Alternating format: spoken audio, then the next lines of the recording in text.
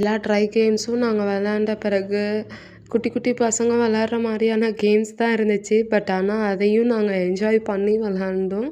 But ஆனா எங்களுக்கும் அடல்ட்டுக்கும் games வந்து விளையாடுற மாரி தான் இருந்துச்சு.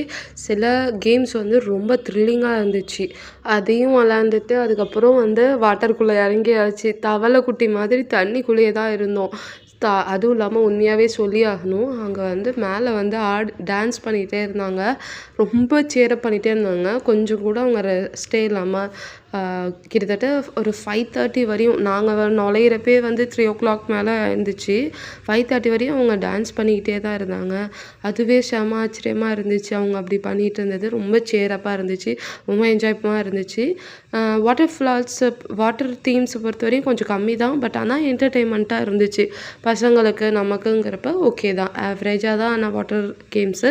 பட் ஜாலியா தான் இருந்துச்சு. கண்டிப்பா ஒன் டைம் வந்து விசிட் பண்ற மாரியான ஒரு பிளேஸ் தான். கண்டிப்பா ட்ரை பண்ணி பார்த்துட்டு எப்படி இருந்துச்சு சொல்லுங்க.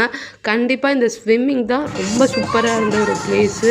அதுவும் ரொம்ப எனர்ஜெட்டிக்கா இருந்த ஒரு பிளேஸு. கண்டிப்பா என்ஜாய் பண்ணிட்டு மாதிரியான வீடியோ உங்களுக்கு பிடிச்சிருந்தா அப்படியே சப்ஸ்கிரைப் பண்ணிக்கோங்க. Thank you.